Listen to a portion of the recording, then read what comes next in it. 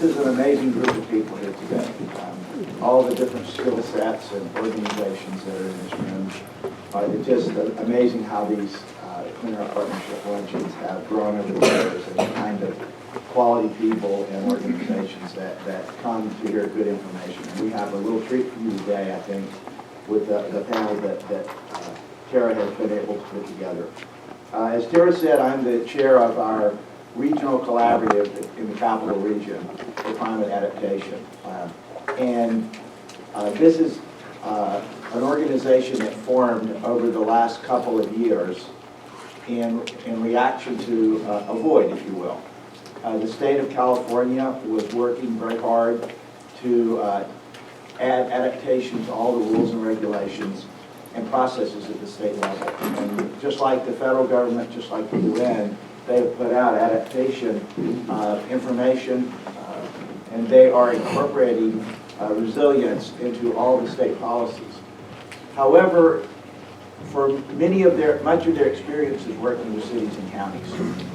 But for many of the adaptation things, such as drought, fire, flood, all of those have different footprints than traditionally was the business between the state and the counties and cities. Those are all regional floodplains, or maybe the watershed and the mountains. All those have different footprints, and it changes depending on the year that you're talking about. So we wanted to ensure that at the regional level in California, we were having an opportunity to convene across water, flood, fire, energy, and other conversations, so people in those areas could talk to each other on a regular basis, learn from each other, and help each other. If you think about the fires that we had, that impacted water quality, that impacted air quality. SPUD and PG&E were both involved with that. It was very much a multimedia event. Of course, you saw the smoke and everything like that came from that. So that's the purpose of the collaboratives in California. There's 5 of them, and it covers about 80% of the population in California. I'll be talking to some of you over time about that and about joining the collaborative in this conversation. But more importantly, I wanted to say that this issue of resilience and responding to this is something that I think Meg's going to talk about this, but I almost feel a little bit of her thunder.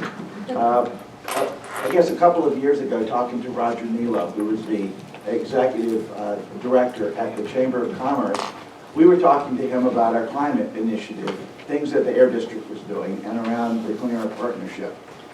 He immediately jumped on business resilience and actually brought that topic up as important. Sandy, Katrina really impacted small and medium business, all the business community, but really small and medium businesses more than anyone else. And we wanted, after that conversation with him, to develop something that would respond to those, particularly those groups of people. And Meg will be talking about that. But I wanted everybody to remember that the idea for doing that effort came from the Chamber. And they're very aware of this. The business community is very aware of what we're going to be talking about today. And we actually have, of course, one of our great local businesses that will be speaking on this. So with that introduction, and I will turn it back over to Sarah, and then we'll get started on Meg's presentation. Thanks, Larry. So next up, Meg Arnold. She's with Valley Vision and leading up the Business Resiliency Initiative. And she's going to provide an overview of what business resiliency is, why we should care about it, and what's going on with this initiative. So please join me. And she promised she has some terrifying, really scary slides, but she promised me that we won't be completely terrified when we leave today. So please join me in welcoming Meg. I am a harbinger of doom on this new project. But thank you, Larry. Thanks for inviting us today to talk about the business resiliency topic, and I'm delighted to be joined by both Bobbin and Melinda. I'm going to say a little bit with the benefit of some slides, which I hope you can see. I'll work in line. Okay. But not all of them off.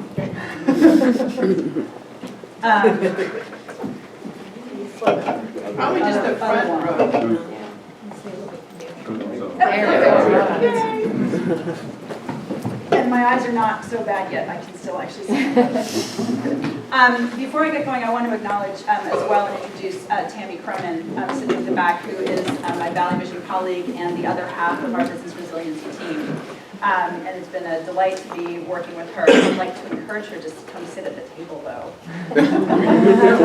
And I'm really glad, Peter, to have you here, because, as Larry said, because in particular, because of what Larry related about Peter's predecessor, Roger Nilo, being part of the inspiration for this project, but as well because Cap to Cap is coming up.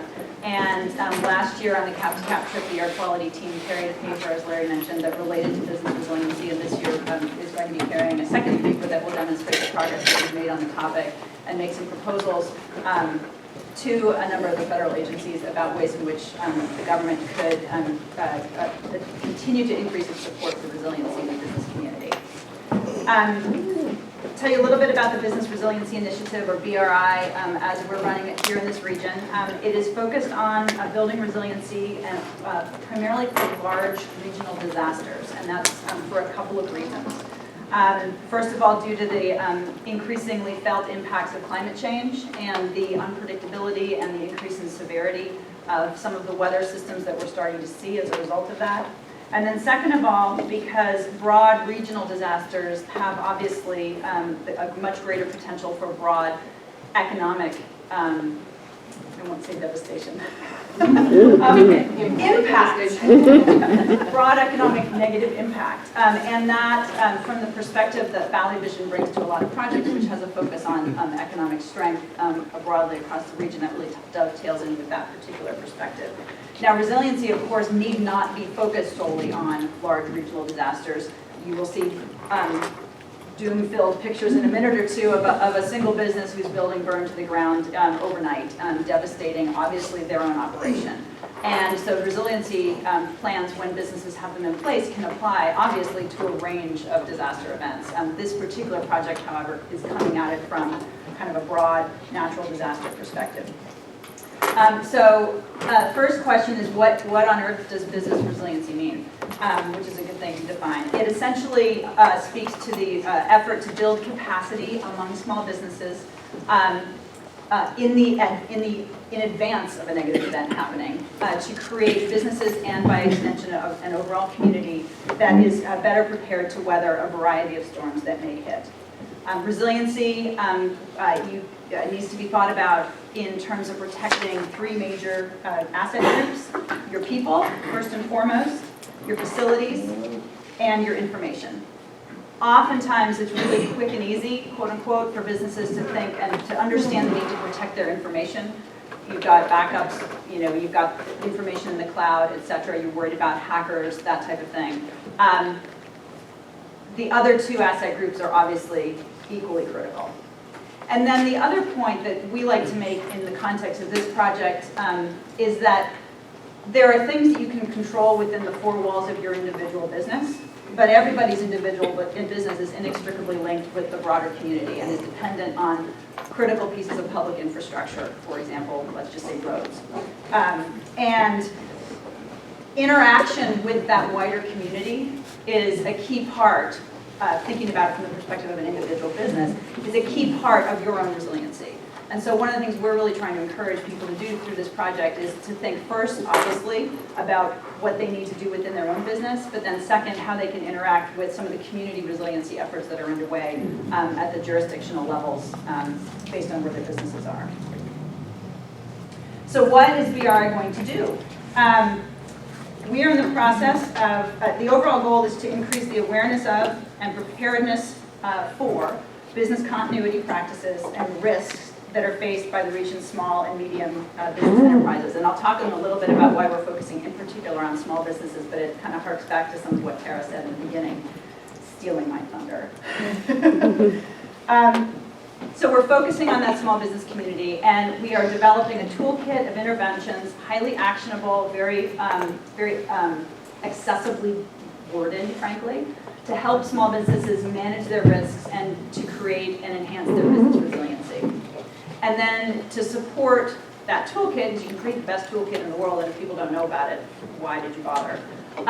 So to create that, to support that toolkit, we will be conducting an outreach and education campaign that will focus on engaging directly with small businesses across the region And we are partnering very closely with a lot of business membership organizations to help support that outreach, because obviously they have existing and trusted relationships with businesses that are in their membership base. And so the Metro Chamber, among a number of other local chambers in the region, are on board as partners with this project. So if that's what it is and what we mean by it, why bother? Why is it important? Our capital region faces a number of potential natural disaster risks, all of which could potentially significantly disrupt our economy. We have the risk of not enough water, which we're all right in the middle of living. We also have the risk of too much water, which we have lived in the past. We have the risk of fire, wildfire in particular. We have some degree of earthquake risk. And as climate change advances, there's the likelihood of ongoing extreme heat events during the summer that will tax our electrical grid in particular to levels it's not accustomed for. So first, that's the first issue. We have risks in this region, period. Second reason this is important is that businesses that do not have resiliency plans are the least likely to reopen or to recover after a disaster. And small businesses are, of the set of businesses that exist, are the least likely to have a resiliency plan in place. And then finally, the third data point, the third driver, is that the small businesses in aggregate in our region are a significant component of our region's GDP. And so you take all of those three pieces together, and there is sort of a, what did you call it when you were speaking, a gap or a lack or a void. And that's what BRI is intended to help to fulfill. So a little bit about our risks. I don't think I need to belabor many of these to you. This is a fairly astute group of folks. We are the most flood-prone city in the nation. I actually just had to change this. It previously said we are in our third year of severe drought, and I said now we'll get to be entering our fourth year of severe drought. And I'm sure we've all heard the news announcements that, you know, they were up in the hills measuring the snow, and it was at 5%. And I was just actually driving in, and they said last weekend's rainstorm, or just Tuesday's rainstorm, had brought us up to 8%. So, and in the same breath, they said the water agency or somebody had just announced this morning that we would need 270% of normal precipitation in order to catch up and negate the existing level of drought. And then related to drought, unfortunately, is wildfire, and 2014 was the worst wildfire season on record. We had more than 4,500 fires. And, you know, and fire season is something that is no longer a season, unfortunately. It's becoming much more year-round as we get deeper into the situation that we're in right now. So a little bit more about flood. Here's a really, really scary picture of a lot of water potentially. And this came out of the New York Times from a number of years ago before I was even involved in this issue. I remember seeing it on the front page of the Bee, reprinted, I believe, from the Times. And a massive flood event in the Sacramento area could occur as a confluence of a number of different scenarios, including an atmospheric river that would combine with the classic Pineapple Express storm system that we often see, as well as a number of unfortunate strategically placed levee breaks or levee breaches. And I'm not sure you can see this picture. This is where I feel like a harbinger of doom. But this is looks like I don't know, I'm going to say 4th or 5th story flooding in the middle of downtown Sacramento. The gist of this is it's conceivable this could happen. Thankfully, it has not happened. Probably not likely to happen, let's say, this month. But nonetheless, resiliency is about planning for the potential and the possibilities. One of the links to climate change with resiliency is that we have seen, if you look at federally declared disasters in the United States, we have seen an increase in incidents over the last number of years. And it's incontrovertibly true that federally declared disasters are increasing in frequency, also in severity, and that as climate change continues to make itself felt, there's an increasing element of unpredictability in weather patterns versus historic, which makes it hard to understand what is likely to happen going forward. And so all of those conspire to make our situation here slightly more precarious than it has been. When you think about small businesses in particular, they can be especially vulnerable for a number of different reasons. They often carry lower cash reserves than larger businesses. They often operate out of a single location, which if affected can be decimating. They are most often tenants in their facilities rather than owners of their buildings, which leaves them less able to directly impact resiliency measures relating to their physical structures. And they, frankly, by definition, have a smaller employee base, which means they have little operating margin to have even just a handful of folks not available to be at work and still be able to maintain their own business operations. In addition, almost 60% do not have any type of a disaster recovery plan. And after a major disaster, 40 to 60% never reopen. There's a statistic that's not on here that I'm not going to remember exactly, but it was if a small business is closed for 5 to 7 days consecutively on an unplanned basis, they are extremely unlikely never to reopen their doors. And so you take that fact and you multiply it across a broad regional disaster, and we could be looking at frankly, a very significant hit, not to, obviously to those individual businesses, but as well to our overall economic health and vibrancy. Disaster impacts on businesses come in a range of different flavors, and preparedness can help minimize the impact of all of these. Obviously, we have an immediate potential loss of sales and a loss of customers, but there's also a long-term, kind of slowly unfolding potential impact on sales and customers from sort of reputational impact.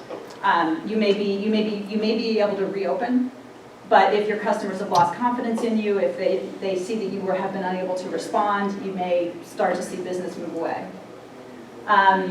There's also issues of uninsured losses, business interruption insurance, for example, if you've not got that or you've not got a sufficient amount of that, if your physical property was not sufficiently insured, etc.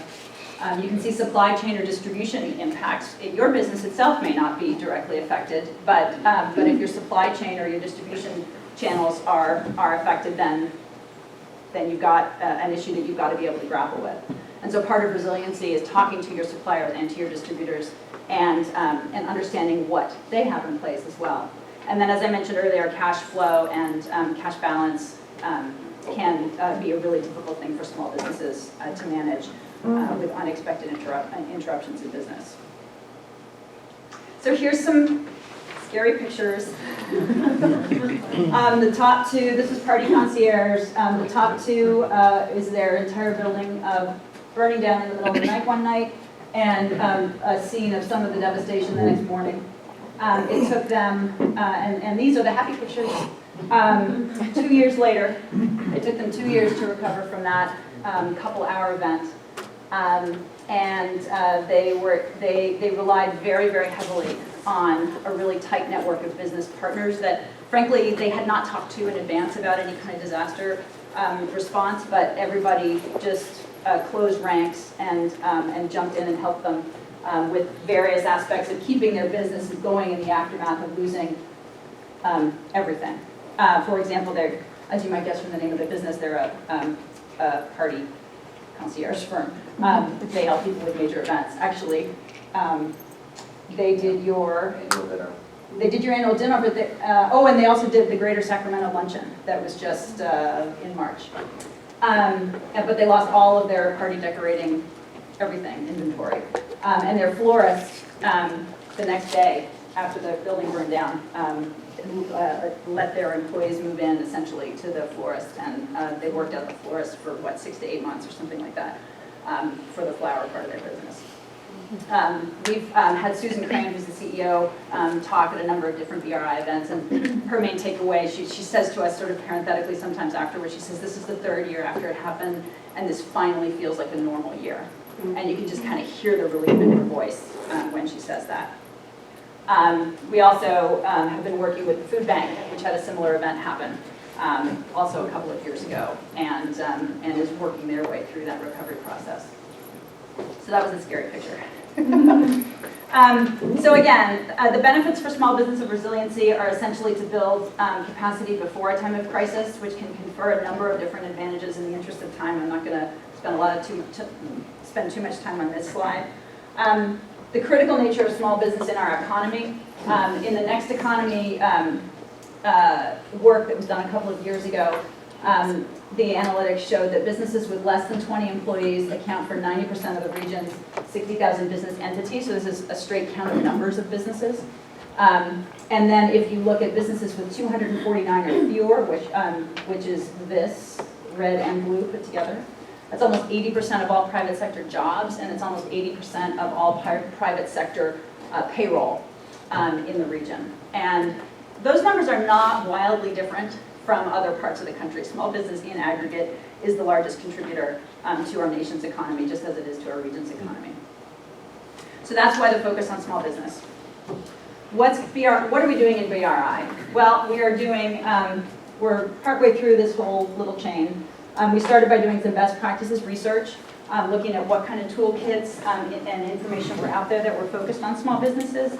There was a lot that the US EDA had, FEMA, the SBA, also at the state and at the county and even sometimes at the local level. So we were aggregating best practices. We don't need to reinvent the wheel if the right information is already out there. We are in the process right now of finalizing the Business Resiliency Toolkit, which is going to be a document, a set of actions that'll exist in a number of different formats. That will be actionable, concise, accessible, by which I mean not overly technical. We're really trying to provide robust information in a user-friendly way. And it can be really easy to swing too far, particularly to the side of robustness and kind of overwhelm small businesses that have limited resources. With the result that can be paralyzing. So we're developing the toolkit, and then we will conduct this outreach and education in a number of different channels and mechanisms to try to reach and communicate with as many of the small businesses as possible in partnership with a lot of the business membership organizations.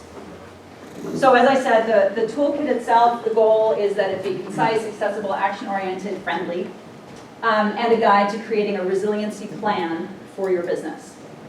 We're going to have it available in multiple formats, online. Do not go to this website right now. It will be live for Cap to Cap, which is not today, that is next Friday. It'll be up in time for that. We're in the process of developing it right now. It'll also be in print because sometimes in a disaster you can't get onto the internet. Kids these days do not understand. And as I said, we'll be supporting it with outreach and education via our channel partners. Just as a quick snapshot for you, the toolkit steps at a really high level take people through actions associated with understanding first their risks and their environment. Second of all, assessing their current state of readiness. Third of all, taking action, and this is kind of deceptive because there's like a whole bunch of steps under taking action, as you might expect. And then finally, encouraging folks to engage with community-based resiliency efforts and really build that network and that mesh. First of all, to inform themselves about what their communities or their local governments are planning for resiliency.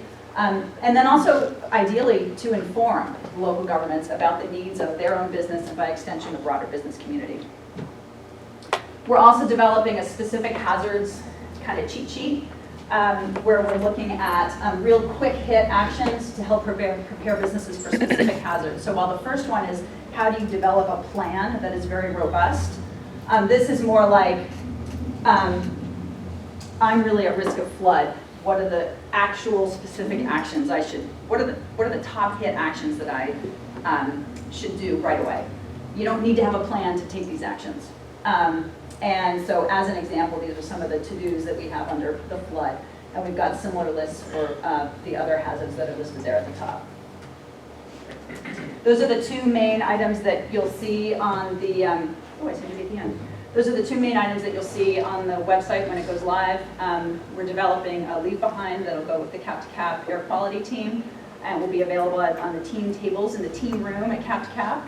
And will also be used throughout the region when after Cap to Cap for things like business walks, other outreach events, etc. And I do want to acknowledge we've benefited from our project funders, obviously, but we've also benefited from a wide range of relationships with some of the local chambers and PBIDs in the region. who have been very active and generous with their time and their expertise.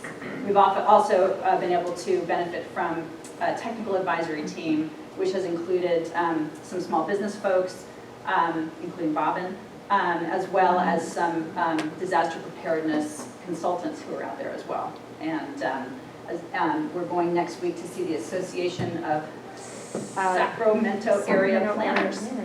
Yes, ASAP, who will be giving us some feedback on the toolkit as well. So that is pretty much what I had to say. Great. Thank you, Meg. Yep.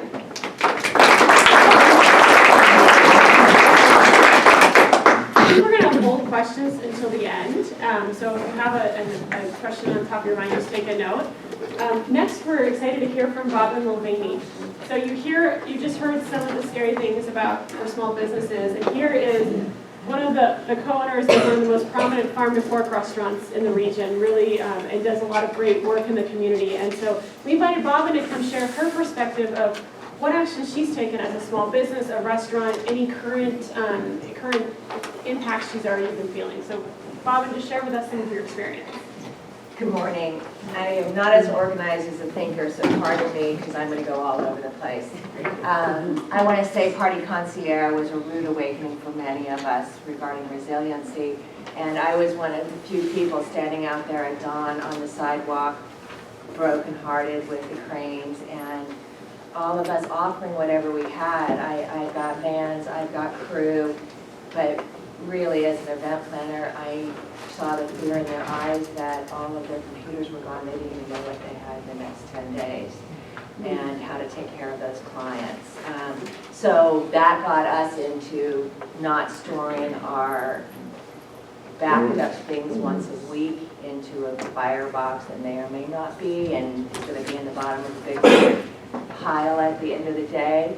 That we started now with the technology of saving it daily on a cloud. So that was one small piece that I took out of there. The good news is there was a 5-foot styrofoam pig saved because I had their pig. So they when I like it is, I have to say this whole water thing has been on our mind for quite some time. My husband is an Irish Catholic New Yorker, old school. So he has been here for about 15 or 16 years, but he had never thought about fire, flood, earthquake, and drought before. I am in Northern California. I have lived through all of this many times in 57 years. And then listening to my parents' and my grandparents' history. So this whole thing about that flood, you know, it's a matter of time. It's not if, but when that happens.